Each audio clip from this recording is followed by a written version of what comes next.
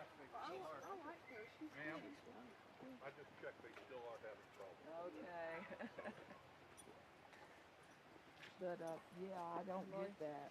And see, if this doesn't work, I'm missing it. So, you know, if this doesn't work, then we go to another one and it has to consequences when we bring it to enforcement. So I don't want to do that. You know what I mean? Yeah.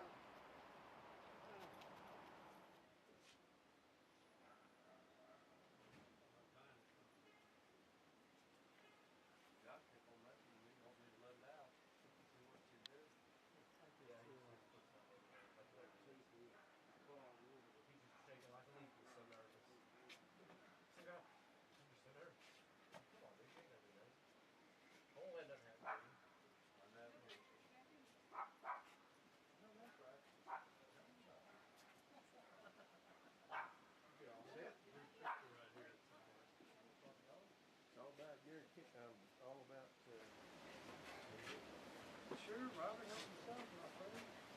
There's a rough ride back, I think, so. Sure,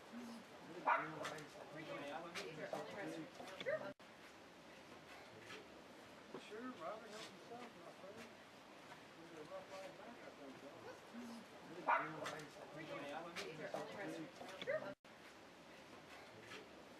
Sure, Robert, help yourself, my friend. There's a rough ride back, I think, so. Sure, Robert, help yourself, my friend. There's a rough ride back, I think, so. Sure, Robert, help yourself, my friend. There's a rough ride back, I think, so.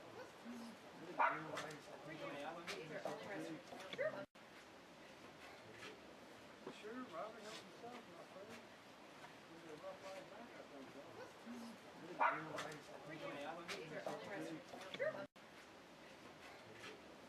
Sure, Robert, help yourself, my friend. There's a rough ride back, I think, so. Yeah. And then Hammond's and his grandfather bought it. Right. And the one that owns it, the longest, and it was really smart. Yeah. That's 299, south, the rest of Illinois. That was bought. Yes. And he's Beautiful. Pretty good home, that is. Okay, anybody want their tickets as souvenirs? Otherwise it's recycle time. Folks, I'm Doug Dwyer, park guide with the National Park Service. In fact, I'm an alumni of your class. I took over both History 1 and 2 with Jennie. She's a regular fount of knowledge, isn't she? So I'm not going to go too much into the early history of the property. You're going to have gotten quite a bit of that in class. Let's talk about Sandburg's time here. Sandburg bought this property in 1945 for $45,000. That included the 245 acres and pretty much everything you see here. 2 lakes, barn structures, little glassy, big glassy mountain behind us. A really pretty piece of property. In their days, those trees would have been a lot lower. They had a full mountain view that is looking north towards Asheville and the Blue Ridge Parkway area. Now, $45,000 sounds like a pretty good deal, right? Carl actually thought it was a bit expensive. If you translate that to $2014, that's about $584,000.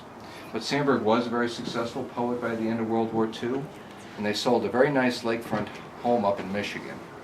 They loved their Michigan home, but they were tired of the weather. Mrs. Sandburg liked to say later in life, we were frozen out of our place in Michigan. Number 2, she wanted more room to raise goats. They had only 5 acres of land up there, and most of it sand dune, not very goat friendly. Third, Carl liked his privacy when he was writing, so they came down here looking for a 15-acre farm and wound up buying the 245. The hitch was, it was very run down, and they spent quite a bit of money in renovations. Took them about 3 months to get it habitable. January 1946, the whole extended family moved down from Michigan. Mr. and Mrs. Sandburg, all 3 adult daughters for different reasons that I'll explain inside. 2 very young grandchildren, 60 to 80 goats, the best of her dairy herd, and 20 tons of household goods. 40,000 pounds came down here from Michigan. Anybody been in the house before? All newbies, pretty much. let's just say Sandburg loved his books. 15,000 made the move down from Michigan. We still have about 12,000 in the house today.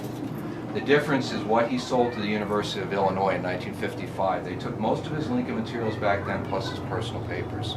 If you want to go see them, you need to go up to the University of Illinois at Champaign-Urbana. And they're still going through his papers today. Now, it is a museum setting in the house. We're going to ask you, when we go inside, to please stay on the dark brown carpet runners, and of course not to sit, touch, clean anything in the house. You may take pictures as long as you don't use a flash. And if you have a cell phone, I appreciate you put on vibrator off while we're inside the house, unless you're using it for picture taking, of course. Anybody have any questions before we go inside? All right. If I forget as we leave a room and you have a question, just raise your hand. It is a large house, 7,700 square feet, but you're going to find it pretty modestly furnished for a wealthy poet and his family. They didn't spend a lot of money on luxuries for themselves. Okay, let's go inside.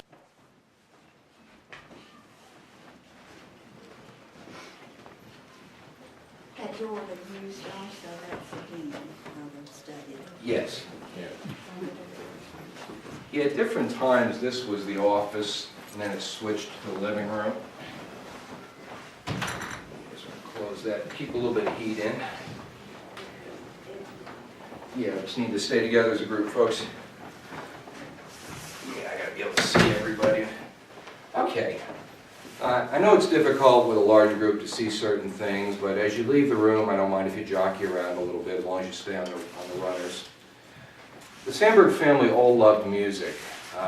Carl was a guitar player. There's a nice picture of him on the left side of the fireplace playing a bell-shaped Washburn guitar. That particular guitar is in our archives. It's very valuable. That same picture is downstairs in the bookstore behind the cash registers. Now, Carl played for family and friends here, but also for profit on lecture tours. He had a booking agent. Sandburg would go out there, talk about Walt Whitman, labor issues, play his guitar, and get paid for that. It was a great way to make money between book writings, especially with a growing family. Now, 3 daughters came along in the Sandburg's marriage. Oldest daughter, Margaret, was a piano player. Margaret Sandburg was also the librarian here. It's a loose subject order, nothing you'd recognize from a public or a college library, and it was never written down. When Carl needed something, he would send Margaret to get it, and that was the system. It was all in Margaret Sandburg's head. She knew where everything was. Now, Carl is probably best known for his Lincoln biography. There are several sets in the house. The right-hand bookshelf middle has 6 blue volumes with gold lettering. The original form of the Lincoln biography was 6 volumes totaling 1.4 million words with no footnotes. It took Sandburg over 10 years of effort to write that, and he bought, borrowed, consulted over 1,000 sources. The last 4 volumes of the biography are called The War Years, and those ones Sandburg